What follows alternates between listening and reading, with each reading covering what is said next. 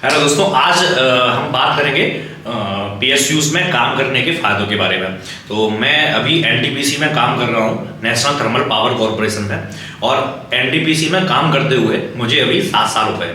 तो अभी मैं बात कर रहा हूँ कि मेरे 7 साल की जर्नी में मुझे क्या क्या अचीव हुआ है।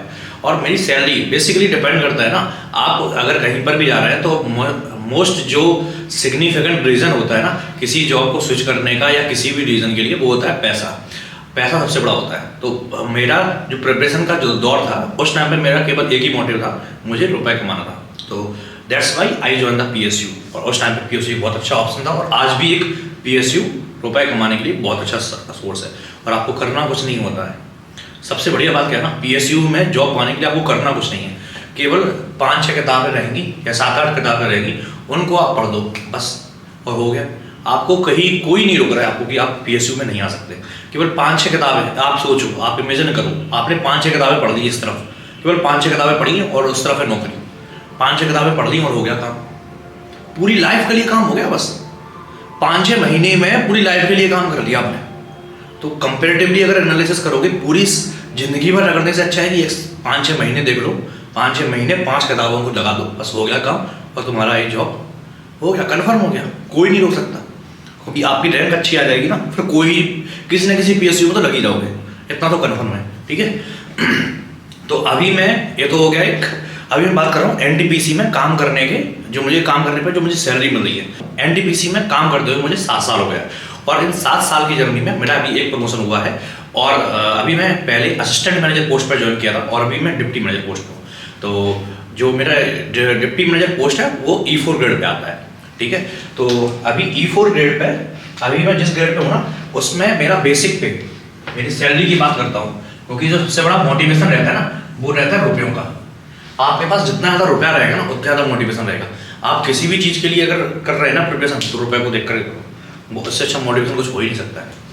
तो देखो सैलरी, हम सैलरी में बात करते हैं ना, जो मेरी ग्रेड पे, मेरी ग्रेड है E4। अभी E4 ग्रेड पे मेरा जो बेसिक पे है ना, वो मेरा 80K है। ठीक है। सैलरी मेरा बेसिक होता है, फिर डीए होता है, डियरनेस अलाउंसेस रहता है, ये महंगाई भत्ता बोलते हैं इसको हिंदी में। ठीक है।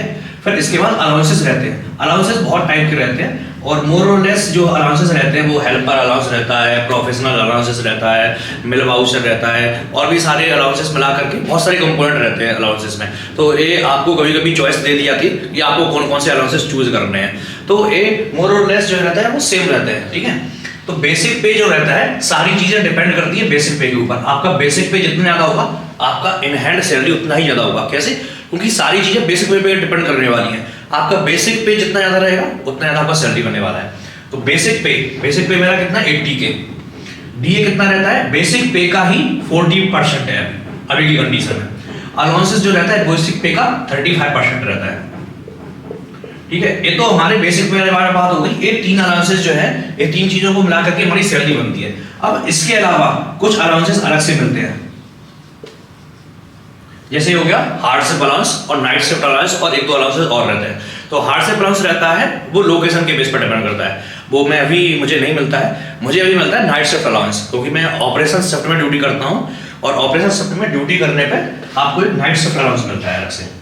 इन तीनों के अलावा नाइट शिफ्ट अलाउंस, और इस नाइट शिफ्ट अलाउंसेस में आपको पर नाइट शिफ्ट पे, अभी मेरी ग्रेड पे 1300 रुपीज मिलते हैं मुझे पर नाइट शिफ्ट का।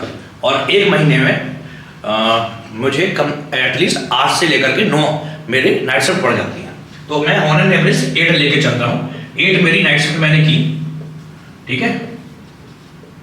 8 मैंने नाइट शिफ्ट की एक महीने की। ठीक है। तो कितना हो गया? लगभग 10,000 के आसपास हो गया, है ना। 10,400 हो गया, लेकिन मैं उसको उतना नहीं ले रहा हूँ। ठीक है। 10,000 हो गया हमारा। ठीक है। बेसिक पे कितना है मेरा? 80K है। ठीक है। अब डीए 40% इसका हो जाएगा, तो कितना हो जाएगा? 32K। ठीक है। अलाउंसेस 35% है, तो कितना हो जाएगा? 28K। और ये 10K है ही। अब अगर हम इनको ऐड करें तो कितना हो जाएगा? इन दोनों को ऐड करेंगे तो कितना हो जाएगा? 60 और 80 कितना हो गया? 60 और 80 कितना हो गया? 140 और 10 150। ठीक है। ये हो गया 150K। 150K क्या हो गया, ये सैलरी का कंपोनेंट हो गया पूरा सब कुछ बना करके। इसके अलावा और भी एक और चीज मिलती है, वो मिलती है पेट्रोल के लिए, पेट्रोल अलाउंस। पेट्रोल अलाउंस रहता है बेसिकली आपको कंपनी के प्रीमाइसेस में जाने के लिए अपने क्वार्टर से, तो एक कंपनी जो है आपको पेट्रोल के लिए अलाउंस देती है, और आपके पास एक व्हीकल रहता है उसके ऊपर डिपेंड करता है। अगर आपके पास 2 व्हीलर है तो 2 व्हीलर के हिसाब से अलाउंस मिलेगा, और अगर आपके पास 4 व्हीलर है तो 4 व्हीलर के हिसाब से अलाउंस मिलेगा। तो अभी मैं 4 व्हीलर ऑन करता हूँ, तो 4 व्हीलर पे जो अलाउंस मिलता है मुझे 95 लीटर का पेट्रोल प्राइस मिलता है। तो 95 लीटर, अगर मैं 95 लीटर पेट्रोल की प्राइस की बात करूँ तो 95 मोर और लेस 9000 के आसपास हो जाएगा, ठीक है,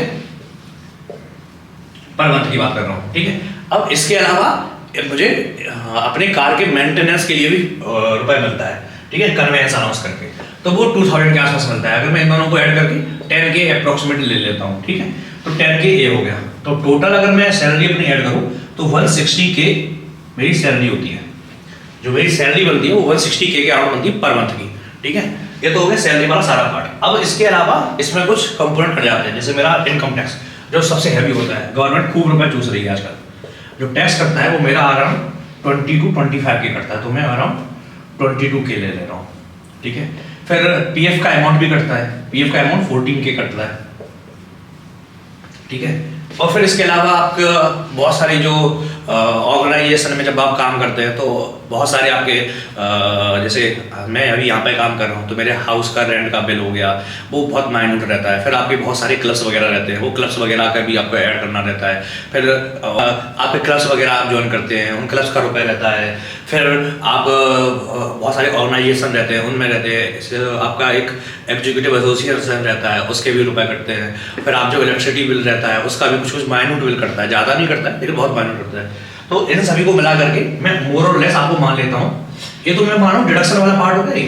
टैक्स मेरा 22K अराउंड करता है, पीएफ जो है 14K के अराउंड होता है। टैक्स जितना मेरा टैक्स है ना उतना बहुत सारे लोगों की सैलरी भी होती है, मेरा 22K तो टैक्स कट जाता है, इतना लोगों की सैलरी होती है।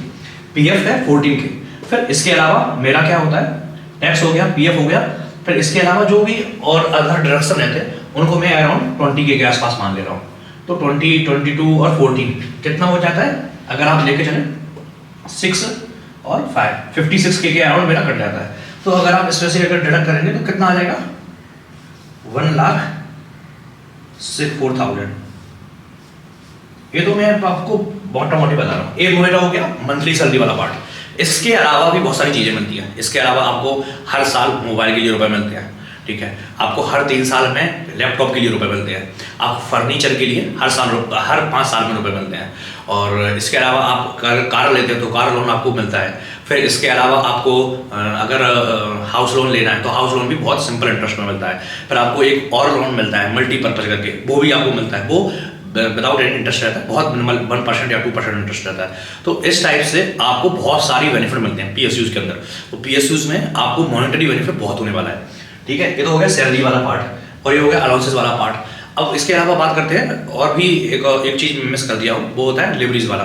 वो हर साल आपको मिलता है कपड़ों के लिए। फिर लीव्स की बात करते हैं, लीव्स भी बहुत लीव्स अच्छी एम्पल अमाउंट में मिल जाती हैं। तो आपके पास लीव्स जो रहती हैं वो सारी लीव्स यूज करने के बाद में इनकैसेबल लीव्स जो रहती हैं वो टोटल 60 रहती हैं। तो 30 जो रहती है वो इनकैसेबल रहती हैं, वो आप फ्यूचर में आप कंपाउंड कर सकते हो, उनको ऐड कर सकते हो। और 30 जो लीव्स मिलती हैं उनको आप इनकैश कर सकते हो, लेकिन उनका एक कंडीशन रहता है कि उनको आपको एक ही कैलेंडर ईयर के अंदर उनको यूज करना रहता है ना। तो आप या तो उनको इनकैश करा लो या फिर यूज कर लो।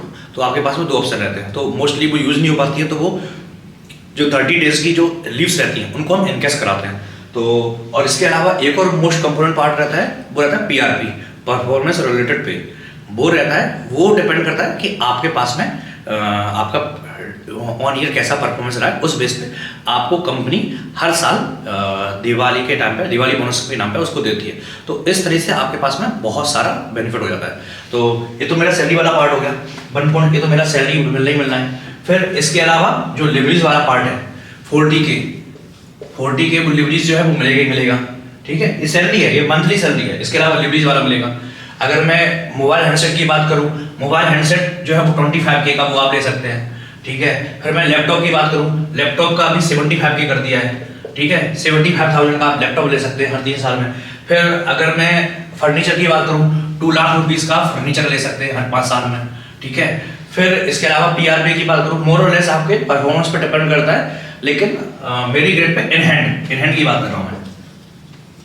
इन हैंड जो पीआरपी मिल जाता है वो 2.5 से लेकर के 3 लाख के आसपास मिल जाता है, ठीक है। और अभी जैसे जैसे आपका ग्रेड बढ़ता जाएगा वैसे वैसे आपका ये पीआरपी अमाउंट भी बढ़ता चला जाएगा।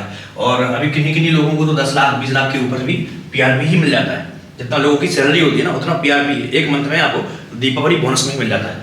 तो इस टाइप से ये नॉर्मल ये तो और भी पार्ट हो गए। इसके बाद आप अगर लोन वाला बेनिफिट भी अगर ऐड करेंगे तो वो भी काफ़ी हो जाता है लोन वाला। फिर सैलरी, मुझे जो लीव्स मिलती हैं वो 30 डेज की लीव्स जो रहती है वो इनकेस करवाता हूँ। तो 30 डेज की लीव मीन्स मान के चलिए कि एक मंथ की सैलरी तो 1K के आसपास, 1 लाख के आसपास वो हो जाता है। तो इस टाइप से आप मान के चलिए पीएसयूज में आपको इतना सारा बेनिफिट मिलता है। ये मैं एनटीपीसी पर्टिकुलर की बात कर रहा हूँ। मोर और लेस सारी पीएसयूज में सेम ही रहता है, थोड़ा बहुत बेसिक पे का डिफरेंस रहेगा और उस बेसिक पे के डिफरेंस के बेस पे आपका सारा कैलकुलेशन होता है। तो आपको होप हो सकता है कि आपको इससे काफ़ी जानकारी मिली हो, और अगर अच्छा लगा हो तो वीडियो को लाइक जरूर करें।